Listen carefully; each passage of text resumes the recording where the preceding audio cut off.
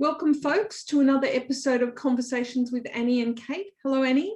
Hey, Kate, how are you going? And I think you're going to introduce our guest. I am.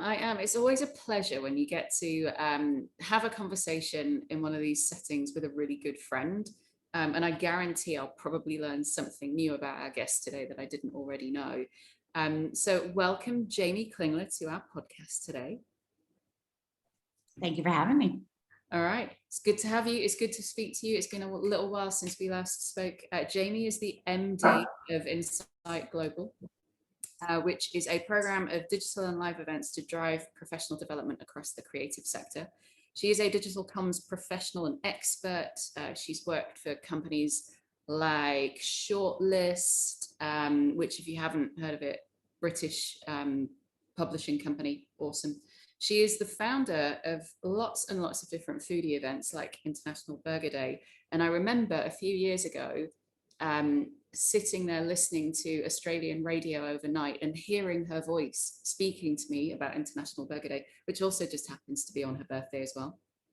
She is an activist, particularly with the Reclaim the Streets network, which I'm sure we'll talk about. She is a proud Philly woman, and of course, human to McNulty, who is currently on her lap right now. Welcome to you both. Thank you for having us. It's great to catch up again. I know that we do a lot on Twitter, but to actually see your face is always a joy. I know, and that's actually how we met, wasn't it? We met on Twitter about a good sort of 10 years ago. We did, and then I was like, oh, the flip-flop lady, and we both have small dogs with male names that are female dogs, which we always laugh about. And equally, there's another welcome to Maximus on Kate's lap right now. Maximus. Maximus is still one ear up, one ear down. We're still in the half. I kind of like it. I hope one of the ears stays floppy. I'm gonna say. So what are we all drinking? I know it's morning for you, isn't it, Jane? It is, and actually, one of my big changes in the past year is I quit drinking alcohol April 14th of last year, and it was kind of the change I made in my life that has kind of triggered all my other changes. So it's been really, really exciting, and I've stopped getting in my own way a bit, and I'm really looking forward to what the future brings. After a year of not drinking led to me taking up running, which led to me losing 85 pounds since October. So it's been quite a year, and becoming an activist in March. So yeah, life's changed a lot, but quite exciting. There's a lot of changes. Okay, it looks like you've got a glass of red going. Is that right? I do. I have a Calvé Grand Reserve Bordeaux Superior. Ooh, that sounds fancy. I've just got a good old-fashioned gin and tonic. So I was drinking either of those things at 8:15 in the morning UK time, we'd all be a little more worried. Yes. It is evening in Australia, so thankfully we shouldn't be referred to our doctors right now. So Kate, do you want to kick off with a question? I do. I wanted to ask you, what is your most inspiring book, film, music, any of those things, and why? So I'm a big fan of sagas. Like, intergenerational sagas mean a lot to me when I read. And a book that was on my mother's shelf for a long time was Umbertina by Helen Baralini. And it's out of print, but it was a book that I read, I think it's the first time when I was in high school. And my mom passed away 3 years yesterday. And I read it again last year, and it's falling apart at the seams. And so I've got a rubber band about it because the pages have all basically come out. But it's the story of 3 generations. One is the grandmother who leaves Italy for the first time. One is her daughter who stays in America, and then the granddaughter that goes back to Italy, which is the whole motherland and the dream. But being an Italian-American young woman, I very much dreamed about going to Italy. And then I ended up spending quite a few summers in Camoli, and my 40th birthday, all of my friends came over to Camoli for that.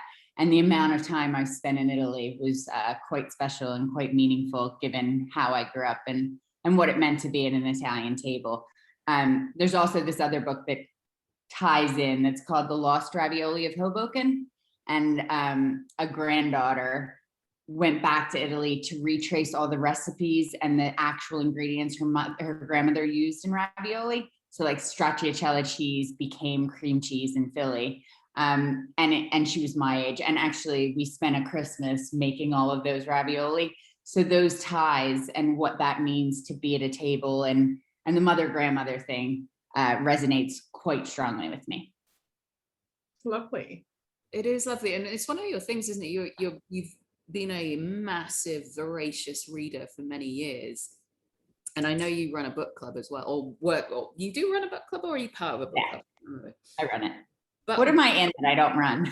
Yeah, books are just your thing, aren't they? You must, I can't remember how many you read a year. It must be hundreds. I'm at about 150 on average a year, but I do like capsule reviews. So it's not about what the content or the plot is of the book. It's just about how it made me feel.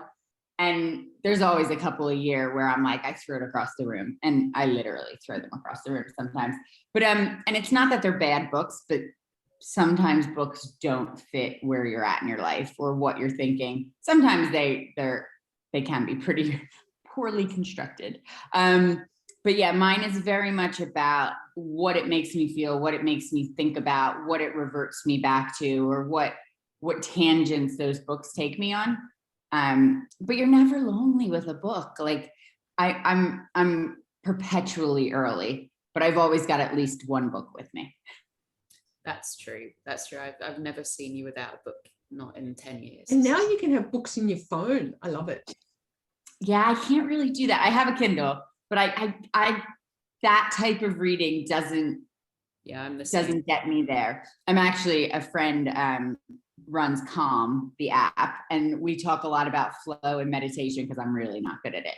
But he talks about that my flow is when I'm deep into a book. And when I'm deep into a book and I can turn everything else off, that's where I'm the calmest and I can really, really dive in and not think about anything else.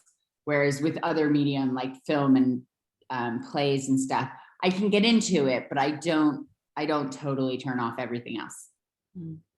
So here's my question for you, Jamie. If you could go back to your younger self and give you any piece of advice, and you can go back to any age, it can be 10 years ago, 20 years ago, even yesterday, if that's what you want to do.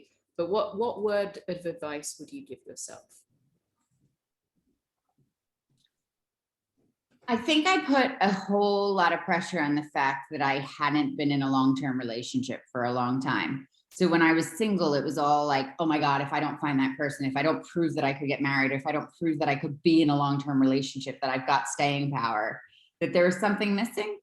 And then I was in a relationship for 9 years and it wasn't that big of a box to tick. Like, he was important to me and we had a great relationship, but like this idea that someone else completes you, whereas if anything, lockdown and learning to not be drinking and to sit with myself and to be okay with the number of hours that I was spending in pubs, just boredom drinking. Like, my biggest thing was learning to spend time with myself that I wasn't just reading, because I've always been good at spending lots and lots of time alone reading, but it was more this spending time cooking, spending time going to the butcher's, spending time walking, like that I hadn't spent very much time at all in the last 20 years alone.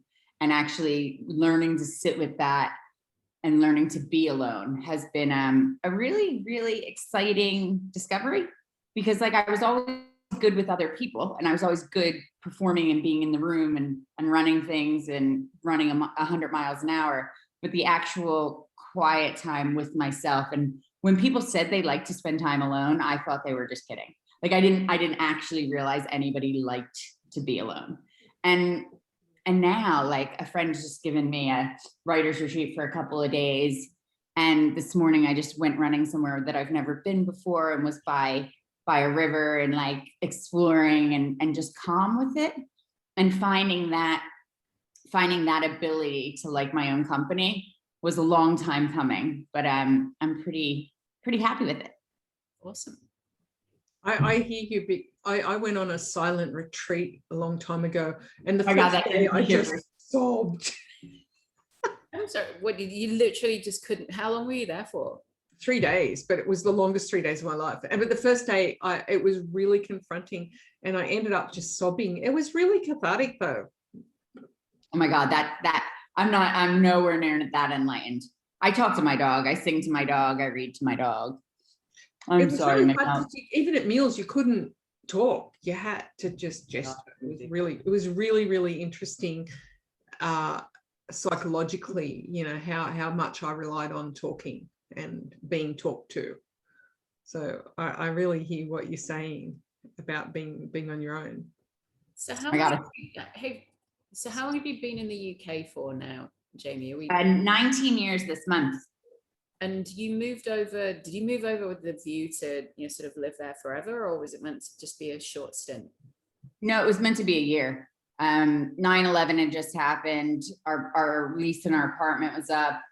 They offered me a year abroad, and it was for Corbis at the time, which was a Bill Gates company that was a photo library, to start up a part of the business there. And it was very much meant to be a year. And so I was calling it my paid for study abroad. Like I had never visited, I signed a contract having never visited London. And the first year was hell. Like, again, I was used to having lots of friends. I was used to being the organizer bee and not knowing anyone. And English people are not overly welcoming to Americans, especially loud, brashy Americans.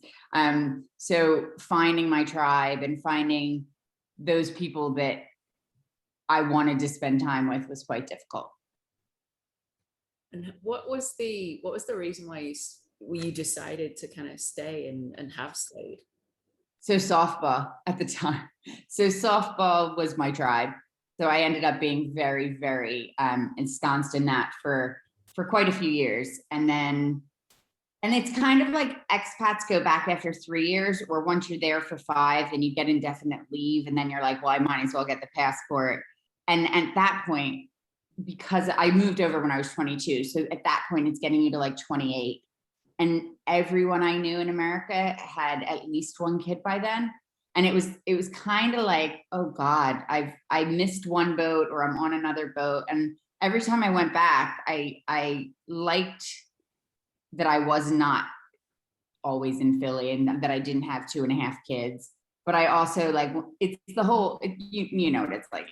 It's the life of an expat. When you're home, you're like, oh my God, I miss home. And when you're home, you miss home. And like, I'm about to go back to Philly, and I'll be in Philly for 4 days, and I'll really miss McNulty, and I'll miss the control I have over my life in London. Whereas at home, when I see everybody, it's been so long, and I'm so excited to see everybody, but I don't fit in. Like, I've not spent my adult life in America. And so all of these Americanisms get highlighted and feel super American. And also, I don't know about you when you're back in England, but like, I revert to my 16-year-old self. I'm a brat. I want things done my way. Like the way I sit within my family, because I haven't done it in so long, feels again like I'm a 16-year-old brat who wants my way. You know, like they don't see me really as an adult. I don't see me really as an adult when I'm there. Like, I think it gets muddier. Like, you're frozen in time from when you last spent a lot of time there. Interesting. I must admit, it's been the last time I went home, as you know, was not under, you know, most pleasant circumstances, going home to help out because Dad was going through chemo. I don't know. I don't think I was so overwhelmed with everything else that was going on. Nothing else mattered. And I know you've gone through it too. So you mentioned that it was 3 years since your mum's passing yesterday. And honestly, my heart goes out to you. I know how hard that is. And you went home as well, didn't you, to help out with the chemo as well? Yeah, and part of going back on Monday is the 7 years prior, she was sick. And so I haven't been in Philadelphia without that. Right. Yeah, it's gonna be so going back and now having done all this stuff, but having done all this work on myself and going back and not be drinking to medicate myself while I'm there for chemo. And my mom had sarcoma for 6 years. And so I went back for 3 leaves of absences to sit through chemo to be there. And to go now and to be eating completely different, to not be drinking, like there's just a lot of factors of setting some boundaries. My grandmother's like, what do you mean you're not going to eat hoagies? Well, you'll at least eat grilled cheese. Like, and obviously I'll have some stuff, but also she was like, when did you become such a snob that you can't go camping? And it's all these people I went to high school with go to a certain amusement park where they camp with all their kids. And I'm like, Mom, I can go and visit and sit there for a couple of hours, but everyone will be drinking around a campfire all night. And that's not the boundaries that I need to set on this trip. Like, I need to be able to go visit, sit with people, but also like people that I haven't seen from high school. I'm not necessarily going to have anything in common with. Like, obviously some of my friends will be there and it'll be great to see them. But like, my best friend has 4 teenage boys. I do not need to camp with 4 teenage boys. I don't have children for a reason. Like, I don't need smelly boys in a tent. No. I No, mean, I'm totally on your side with this one. Can't imagine. But my grandma was really giving me a hard time. And I have said to my friends that I'm going to see, I'm like, I need everybody to give me a bit more of a buffer. When I say I need to go to bed or when I say I'm leaving, it's not that I'm trying to be a dick about it. I just am setting different boundaries. And especially in London too, when I'm out and people are like, stay for one more. And I'm like, no, when I say I'm going, this is my new little world and fiefdom that I've decided how it runs. And this is what I have to do to keep my own head on and to not feel like Debbie Downer, to not feel like, oh my God, you're all repeating yourself and you're getting boring and I want to leave. If I leave earlier than that, then I have a really nice night. I'm happy to go home to McNull's and it all works out. But those boundaries aren't natural for me. Like, I'm used to being the last one standing. I'm used to keep going and going and going. And so that's part of my kind of mapping it out in advance and being like, okay, this is how I'm going to deal with this. And it's easier in the States, I'm sure, because there's driving involved. So like in London, it's much harder to have an excuse of why you're leaving at 9 o'clock without saying you're just getting on my nerves, I want to go. I love the fact that so many of my friends are older now and all need to be in bed by 9 p.m. So you go and have 6 p.m. dinner and it's over by 8:30 and you can go home and read a book or something. I'm gonna make an amazing senior citizen. Like, early bird specials. Like, I get up and run at 5. Early bird specials are my bag. Like. So you've worked in digital publishing and digital kind of communications and media now pretty much your whole life. Talk to us a little bit about how that happened for you. Is it, was that something that you always wanted to work in as a kid? Was it accidental that you ended in this career? So it was actually much more print communications. So Corvus was celebrity portraiture, but not like paparazzi, very much approved portraiture. So my original thing was about film and TV broadcasting. So I majored in film production. My first job was Law and Order Special Victims Unit. Dun dun. And then I like the dun dun. That's very good. That was our chant on our Law and Order softball team before we batted. Everybody go dun dun. And then I was on the first season of that. I was in charge of the cast. And then the second series, that one of our producers, I went to the mothership, which is original Law and Order. And the second series, my assistant director was like, this is not where you're going to thrive. Like, there's too much going on in your brain for you to just be on set for the rest of your life. He's like, NBC wants you to come do publicity there. You should go do that. As I give the dog a treat. She doesn't bite me. And so I went to NBC to do entertainment publicity at 30 Rock. The building is actually the address of 30 Rockefeller Center. And it was the most boring summer of my life. Like, the way the hierarchy was in NBC, the woman that was above me spent 15 minutes teaching me how to put an address label on an envelope. That was fun. And I was told that I was so lucky because I didn't have to go through the page program because I was above a page. And it was this whole thing that you should stomp on the people under you because you're elevated above them, which goes against everything I am. And especially that I should talk down to young women or have young women get me coffee. Like, I don't drink coffee, but fuck that. No, like my role in my entire existence has been helping students that were younger than me, helping any girls that are beneath me, anybody that has questions. And actually through the, more through the weight loss than the not drinking part. But I know how hard it is to email somebody and be like, so how did you do this? Why does it work? What are you thinking about it? And those emails that come in, they're 15 minutes for me to answer, but they were probably 5 days for someone to say, I want to work on my fitness. I want to work on my weight. Like, is this okay? Is this going to work? How scary is this?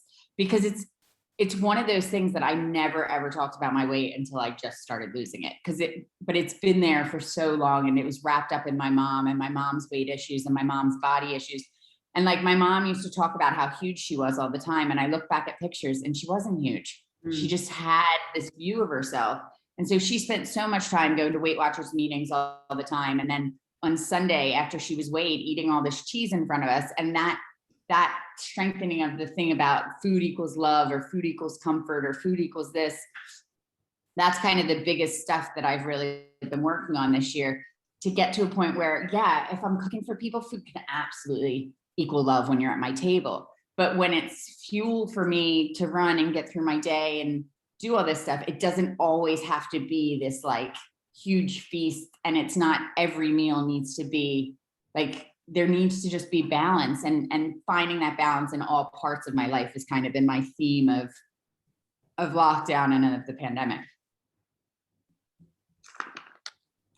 So you are now at Insight Global. Talk to us a little bit about what that is and what you're doing there. So Insight Global, Insight's all about professional development that's actually relevant. So much professional development, especially in PR and comms, is like, this is how you write a press release that you attach to an email. Nobody wants a press release that's in a PDF attached to an email. Like, what communicators have forgotten how to do is to communicate information that somebody wants to receive.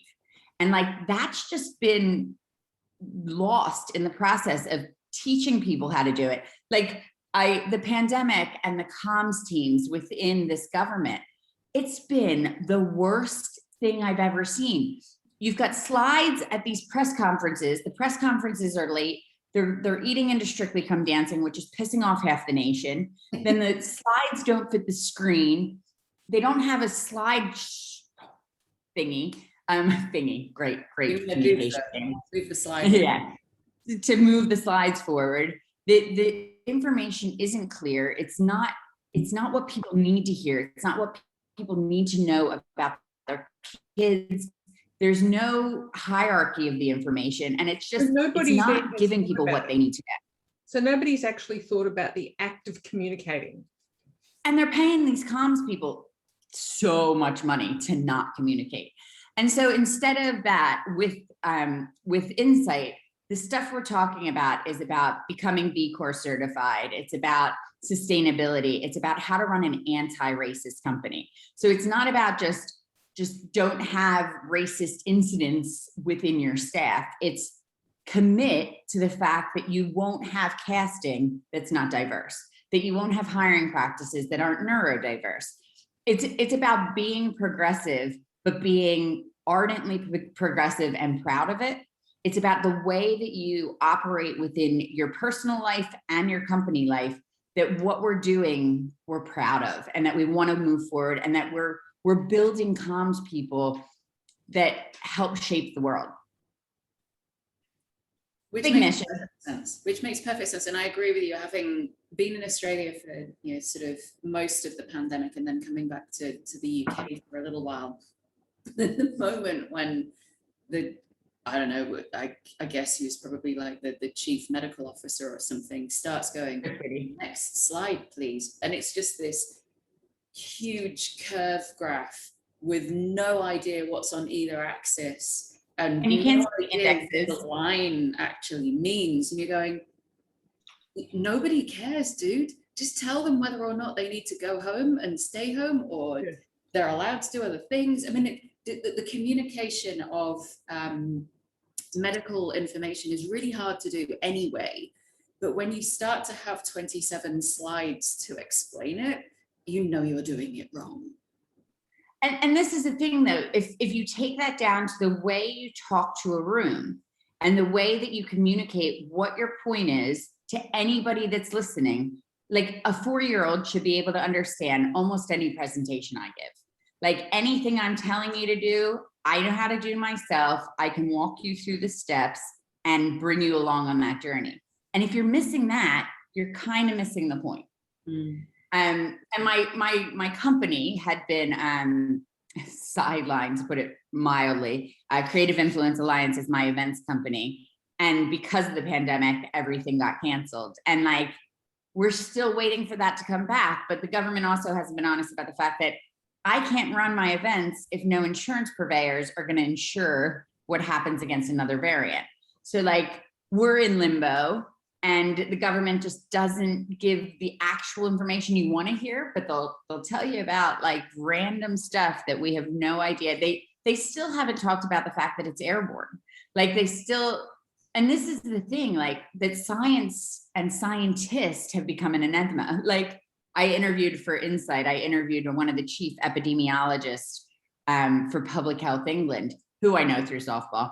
And it was such an interesting conversation because she's been waiting her whole life for this, you know, like she's been trained and she knows so much. And like through the whole pandemic, I'm just like, she's the smartest woman. I'll just share everything she does. But she breaks down the numbers and explains why numbers from Italy were different than numbers from England, were different from numbers from Germany, so that you weren't comparing the same thing. So when you're looking at things, and like, it's crazy that people like in regular conversation are like, oh, I've got Pfizer, I've got AstraZeneca, I've got this, that, the other thing, you know, like, but part of what's happening in the next week is I'm 5 days out from getting my second vaccine in the UK.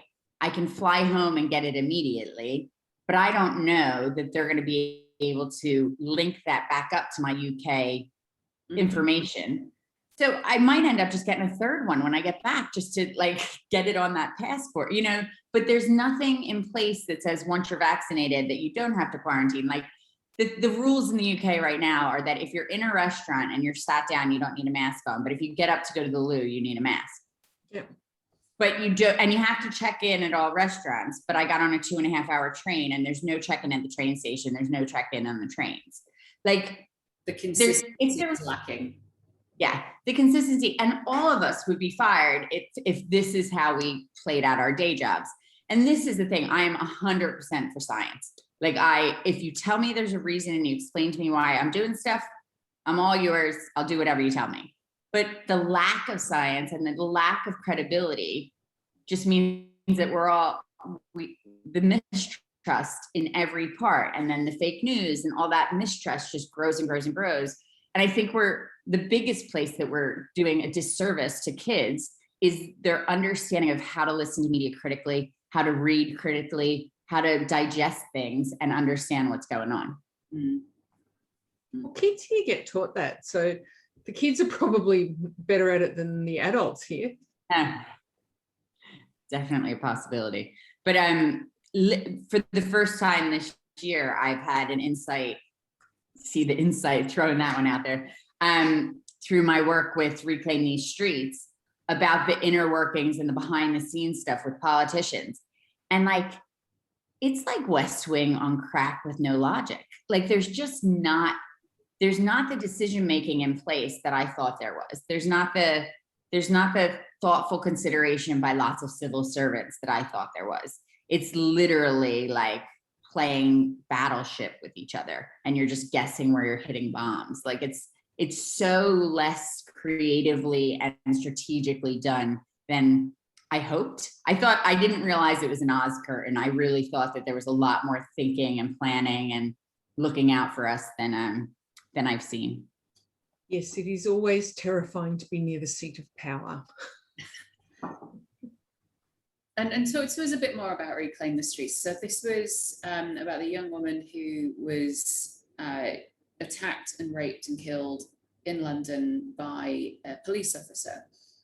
And we have a similar issue over here in Australia with domestic violence and violence against women. It's off the charts in terms of the worldwide pandemic. I think it's in every country. And this is where it went so global, is Sarah Everard was walking home, and she had called her boyfriend and said, I'll be home. She was wearing a brightly covered jumper. She was on a well-lit road. So part of the reason that it caught like wildfire in terms of she was just walking home, and I've seen the stuff about Enough is Enough and some of the stuff in Melbourne and some of the marches. So basically I had put a tweet out the night that her remains were found and said that I was going to do a vigil. We were still in lockdown, and cops were going door to door and telling women the only way they could keep themselves safe was to stay indoors. And like, I'm 42 years old. I've just been locked down all year. What, I'm not supposed to get my groceries delivered. I'm not supposed to ever get a taxi. So the only way I can stay alive is if I lock myself in my flat by myself.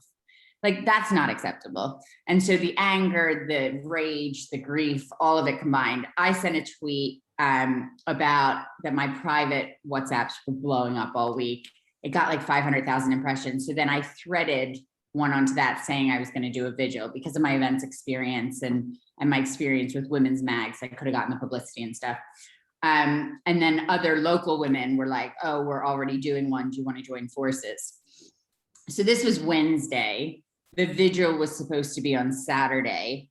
And I was saying I went to the police and went to the councils, and the girls had already done both of those things, but 2 of them were counselors, like elected counselors. So we joined forces.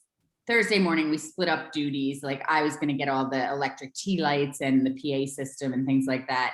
And then Thursday at like 2:30 in the afternoon, the police coming from the highest parts of Metropolitan Police said that they were going to shut it down, that we were not allowed to protest. We were not allowed to have a vigil because of COVID restrictions. By Thursday night, we agreed that we were going to sue the police for our human right to protest. We raised 37,000 pounds in the course of an hour to sue them, because you have to prove that you have enough money. And by Friday at 3:45 p.m., we were in high court, and I was one of the claimants against the Metropolitan Police saying we had the right to protest. The judge basically used two different rulings to come back and say we did have the right to protest, but the police had to take a proportional review of our right to protest versus our COVID restrictions and give us the parameters within which we could do that protest. While we sat on a Zoom call with Scotland Yard and with the Metropolitan Police, asking them, and we were like, if it's only 30 people allowed, just tell us what the rules are and we'll stick by the rules, but you have to tell us the rules. That's what the judge just said. We sat there, we're intelligent women, and we did hear what he just said. And they sent a press release out to the entire country saying that it was illegal for us to gather, and it would be an illegal gathering, and we would be arrested, fined 10,000 pounds apiece, and get arrested with Serious Crimes Act and prosecuted. And then that was also true for everyone up and down the country that was having satellite vigils. So we had a very, very upsetting night, and there were lots of tears. And I was joking that we were the clap of 9, because I knew, given profile and given how much media attention there was, we could raise the 90 grand for us. Like, we could get enough publicity and enough money for the 9 of us that we would be okay. But what we didn't have permission or even know their names or know all the women is for the other 30 women up and down the country. And like, that 10 grand, that could make you go bankrupt. You can lose custody of your children. Like, we did not feel that we had the power to make that decision for them, even though they would be making the decision to show up or not. But we just felt like that was not okay. So then we pivoted and we decided to raise 320,000 pounds rather than fine money go to the police, that money would go to women's and girls groups and fight violence against women and girls in that way. So we canceled the vigil. We said to them, people are still going to come. Are you going to indemnify us? They refused to do so. We raised 550,000 pounds for women's and girls groups, which we're very, very proud of. And came under fire for not going, because the world then saw that the cops manhandled women at the vigil the next night anyway. And it got really, really messy and really ugly. And they did not treat it with any care. And so every time that it felt like the press was going to go away and it was going to calm down, the police did something else that was awful. And like we sat for 10 hours and testified to the HMIC FRS committee for them to say that we were naive to think that we knew how to put on a vigil. Like totally disrespected us yet again, stomped on us yet again, tried to silence us yet again.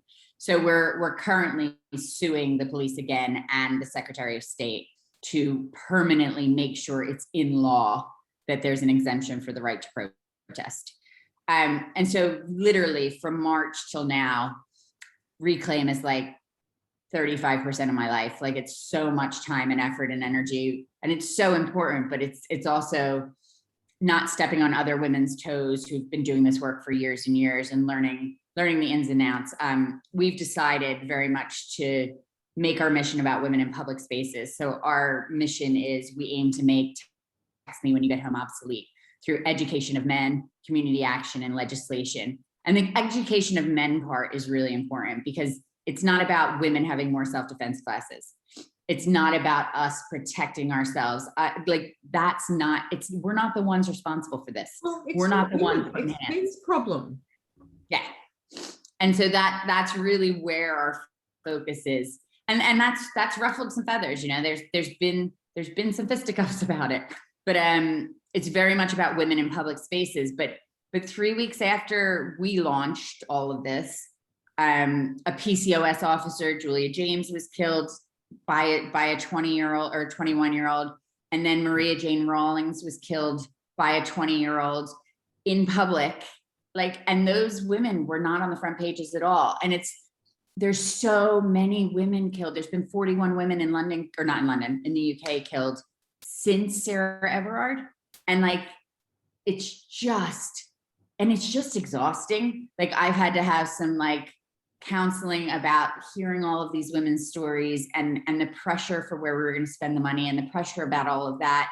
It's so much to take on, and it's so important. So it's balancing out how you absorb that and how you give people a place that they can talk, but that you're not empathetic enough that you're scared to ever go outside again.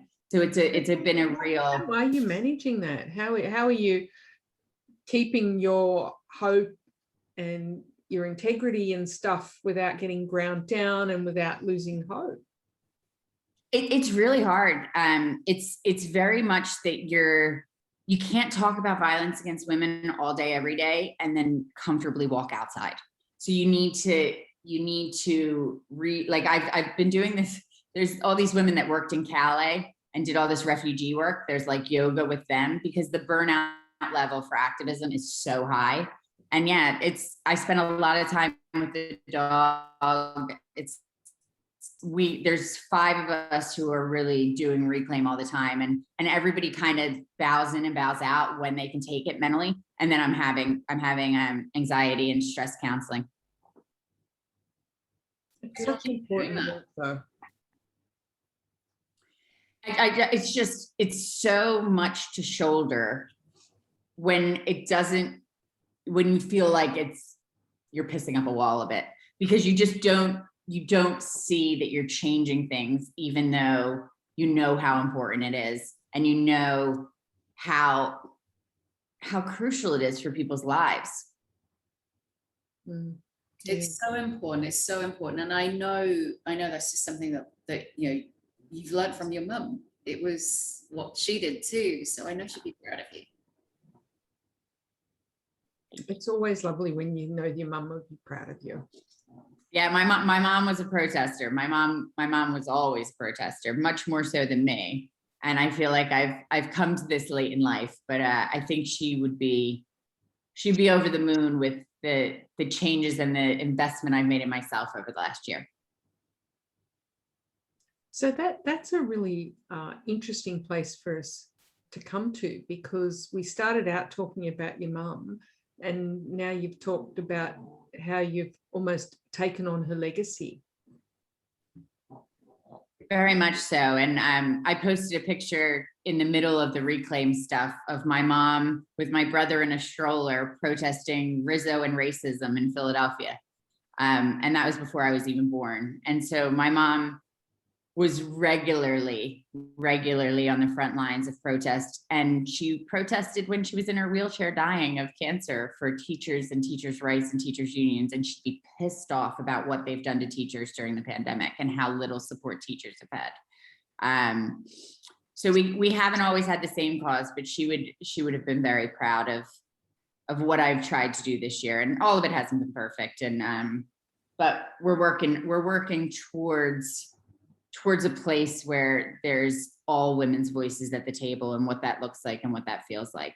Because especially like right now, two sisters, Biba and Nicole, were killed last year in a park in Harrow in London. And on August 3rd, we're working with their mother and Black Lives Matter to hold a candle and to bring lots of women together, because they didn't get any front page coverage, because nobody talked about it, to bring all women to a park where I've never been, but we need to stand there and we need to say their names, and we need to say their names, and they need justice. This is such marvelous work. I'm so impressed. And this is where our time is up. So thank you very much, Jamie. Thanks, Annie. Lovely to meet you, and lovely to meet you too. Bye, everyone. Leave us a nice review. Thanks, folks. Lovely to see you, Jamie. Mwah.